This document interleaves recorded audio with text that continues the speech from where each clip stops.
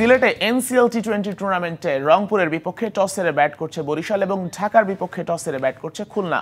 দুপুরে আছে আরও দুইটা খেলা, মুখোমুখি হবে চট্টগ্রাম রাজশাহী এবং ঢাকা মেট্রো সিলেট বিভাগ। সবগুলো ম্যাচ কভার করতে সিলেটে আছেন সহকর্মী শাহান পাপন, সরাসরি যোগ দিব তার সাথে। পাপন, সিলেটে তো একদিন বিরতি দিয়ে এনসিএল হচ্ছে।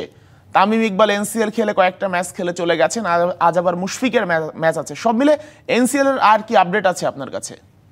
বাংলাদেশ অবাধ তথ্য সংগ্রহ করা যায় বাংলাদেশে, এরকম একটা ধারণা প্রচলিত থাকলেও কিন্তু কেবলমাত্র ক্রিকেট বোর্ডেই বোধহয় এই জিনিসটার ব্যতিক্রম। সেখানে তথ্য পাওয়াটা আসলে খুবই কঠিন, কেননা কর্তা থেকে শুরু করে একেবারে নিম্ন পর্যায়ে যারা আছেন তারা কিন্তু কেউই আসলে মুখ খুলতে চান না কোনো বিষয়েই না।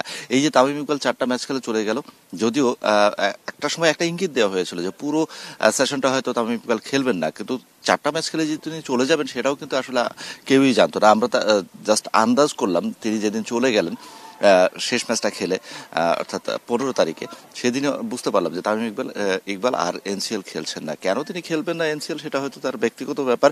তবে একটা বিষয় আন্দাজ করা যাচ্ছে যে তার যে ইনজুরিটা রয়েছে সেই ইনজুরিটা হয়তো আবার মাথাচাড়া দিয়ে উঠতে পারে, ব্যাক ইনজুরি। সেজন্যই হয়তো তিনি পুরো টুর্নামেন্টটা খেললেন না, নাহলে কিন্তু এটা না খেলার কোনো কারণ নেই। কারণ এরপরই রয়েছে বিপিএল। তামিম ইকবাল আসলে জাতীয় দলে ফিরবেন কি ফিরবেন না সেটা নিয়েও একটা ধোঁয়াশা আছে। ওই যেটা বললাম যে অবাধ তথ্যের বাংলাদেশে কেবলমাত্র তথ্য সংকট দেখা যায় বাংলাদেশের ক্রিকেটের বিসিবিতে। আর আজকের খেলার বিষয়ে যেটা বলতে চাই সেটা হচ্ছে যে তামিমের যেখানে শেষ সেখানে আসলে মুশফিকের শুরু।